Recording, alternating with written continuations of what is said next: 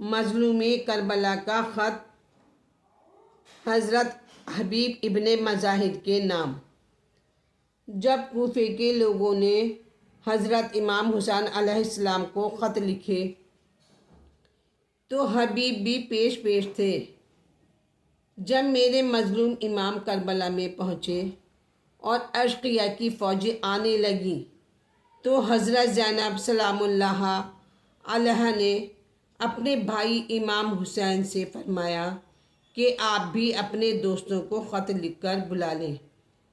امام نے فرمایا، بہن زینب، اس بے کسی میں تیرے بھائی کی مدد کو کون آئے گا؟ اچھا، میں آپ کے کہنے پر خط لکھتا ہوں۔ روایت میں ہے کہ مولا کائنات نے حبیب ابن مظاہر کو خط لکھا کہ ہم کربلا میں گھر گئے ہیں، اگر ہو سکے تو نرغہ آدھا سے بچانے میں ہماری مدد کو پہنچیے۔ لکھا ہے کہ جب امام خط کو لکھ چکے تو جناب زینب کو خط کا مضمون سنایا تو ثانیہ زہرا نے فرمایا، اے ماں جائے، میرے سلام کے بعد ایک فقرہ میری طرف سے ضرور بڑھا دیجیے۔ حبیب کو لکھو کہ اگر آنا ہے تو جلدی آؤ، ایسا نہ ہو کہ تاخیر میں آنے سے مظلوم کا بھرا گھر تباہ ہو جائے۔ یہ خط قاصد کو دے کر کوفہ روانہ کیا گیا۔ قاصد حبیب کے گھر پہنچا اور دق الباب کیا۔ اس وقت جناب حبیب اپنی بیوی کے ساتھ کھانا کھا رہے تھے۔ حبیب نے پوچھا، کون ہیں؟ اس نے کہا، میں قاصد حسین ابن علی ہوں، آپ کے نام ایک خط لے کر آیا ہوں۔ حبیب فوراً دروازے پر آئے اور خط کو لے کر اسے بوسہ دیا اور سینے سے لگا لیا، مگر جب مضمون خط سے آگاہ ہوئے تو خاموشی اختیار کی۔ حبیب کی زوجہ نے کہا، فرما دیں، کیا میرے مولا آقا حضرت امام حسین علیہ السلام خیریت سے تو ہیں؟ حبیب نے کہا، یہ خط مولا حسین ہی کی طرف سے آیا ہے۔ مولا حسین نے آپ لوگوں کو حبیب ابن مظاہر کو بلایا ہے۔ مولا حسین کربلا میں پہنچ کر دشمنوں میں گھر گئے ہیں اور مجھے مدد کے لیے بلایا ہے۔ حبیب کی بیوی نے کہا،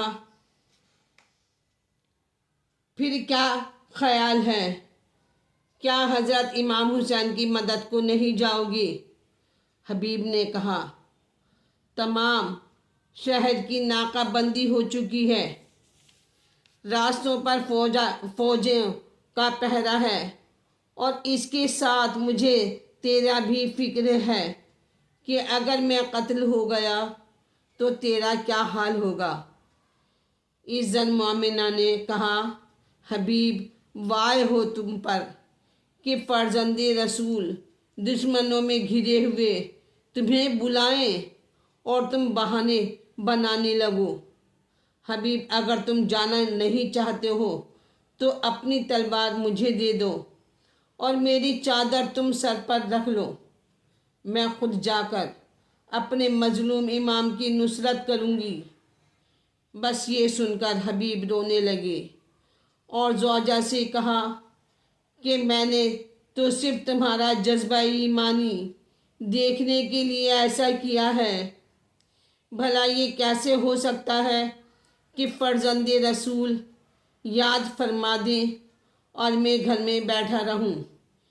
اس پر حبیب کی بیوی نے کہا، حبیب، میں بھی تیرے ساتھ جاؤں گی اور اپنی آقا زادی ثانیہ زہرا کی خدمت کروں گی۔ لکھا ہے کہ حبیب سفر کربلا کی تیاری میں مصروف ہوئے تو بازار میں مسلم بن اوجہ سے ملاقات ہوئی۔ مسلم نے کہا، حبیب، تمہیں کچھ معلوم بھی ہے کہ یہ فوجیں کہاں بھیجی جا رہی ہیں؟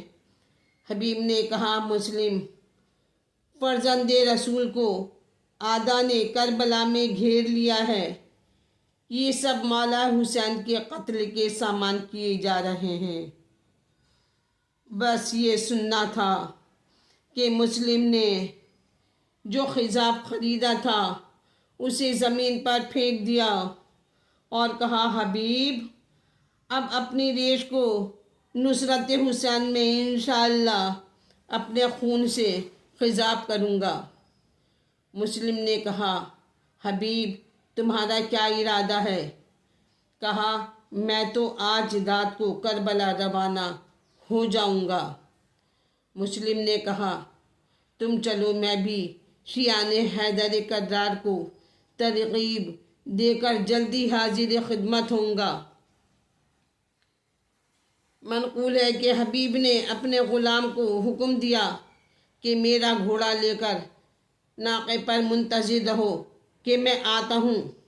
لکھا ہے کہ جب حبیب کو تاخیر ہوئی تو غلام نے گھوڑے سے کہا کہ اگر حبیب نہ آ سکے تو میں تجھ پر سوار ہو کر امام کی خدمت میں حاضر ہوں گا۔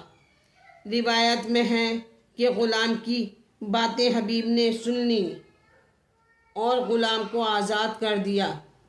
جب حبیب کربلا میں پہنچے اور اولاد رسول کو معلوم ہوا کہ حبیب ابن مظاہر آ گئے ہیں تو جناب زینب نے حبیب کو سلام کہلا بھیجا کہ بھائی حبیب محمد کی بیٹی تجھے سلام کہتی ہے۔ تو حبیب ڈاڑیں مار مار کر رونے لگے کہ کجا غلام اور کجا زینب سلام کہے۔ امام حسین نے حبیب کو میسرہ میں ہی مقرر فرمایا اور اس بہادری سے حبیب نے اس خدمت کو انجام دیا کہ ہزاروں کی فوج کو جرأت نہ ہوئی کہ آگے بڑھ سکیں۔ لیکن حسین ایک وقت ایسا آیا کہ حبیب کو میدان کارزار میں جانے کی اجازت مل گئی۔ بس قوت ایمانی سے حبیب نے فوج اشقیاء پر شیر کی طرح حملہ کیا۔ باوجود ضعیفی کے 62 میلہ عین کو دشمنوں کو واصل جہنم کیا۔ حبیب کہاں تک لڑتے؟ ایک وقت ایسا آیا کہ حبیب نے گھوڑے سے گرتے ہوئے آواز دی یا مولا ادرکنی۔